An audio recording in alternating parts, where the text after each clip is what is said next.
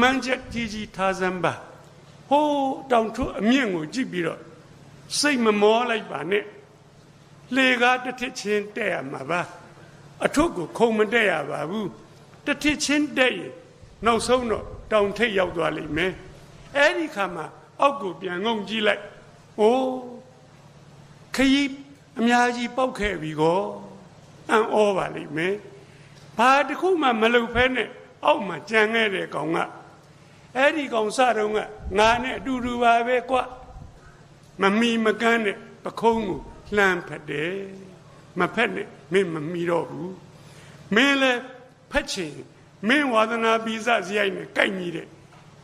အထွတ်တစ်ခုတက်ခဲ့ပါနောက်ကျသွားတယ်ဆိုတာမရှိဘူးနောက်ကျသွားတယ်ဆိုတာမရှိပါဘူး